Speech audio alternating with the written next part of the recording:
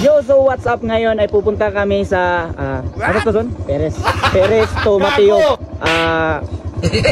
Sorry, hindi ako marunong magtagalog pero subukan natin. So ngayon ay magcha-challenge kami na magtatagalog kami na ni Jason. Challenge namin ng sarili namin na magtatagalog, di ba son? Yes. So ngayon pupunta tayo ng Perez to Mateo. Tara, samahan niyo kami. Let's go. Ayan. Challenge namin ng sarili namin na magtagalog ba kasi nagpunta kami ng Maynila kahapon. Pag-uwi namin, hindi na kami marunong mag-Bisaya ba? Google! Barinig kita sa mukha eh! So ngayong araw guys, nandito na kami sa bahay nila Sir No. Kay kukunin na namin ang kwan ba? Ang kupras ba? Tikman natin kung ano ba to? Anong lasa o luto na ba? Tikman natin daw. Gago! Tamis na maparat. So ngayon guys, tingnan nyo si Jason guys. Kami mga kupra dyan, comment lang sa comment section. Hindi ano kayo. So dahil bibili namin kahit saan ng sulok ng mundo yan, kahit na kapayo sa sulok. Kahit saan pa kayo ba, pupuntahan namin kayo para makuha lang yung kupras. Gago! So ayun guys, natapos na namin magtali son. Gago! Nag-aabang lang kami na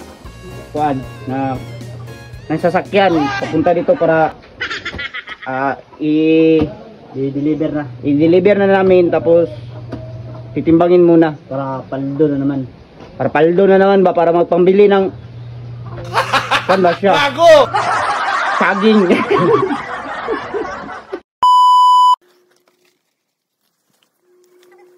So karon guys, bayaran din nato si Serdo.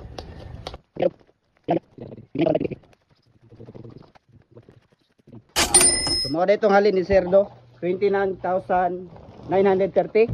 2005. Ay, 29,500. So mga dito guys doon, humana mig timbang. Umana po mig pa karga sa sakyanan. Padulong na po mig pawuli ani. So ayun day guys do, nakapabisaya gyud tado kay nahirapan kami kasi magtagalog minsan eh.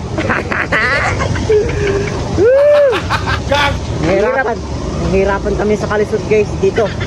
Nahirapan kami magtagalog minsan. Tingnan mo, ang puno-puno ng ating ating multicab ngayong araw. Ngayong araw lang yan. Ngayong araw lang yan ha. So sino yung may mga kupras dyan? Comment lang sa kokomensyon. Hindi ito multo, kundi Yawa!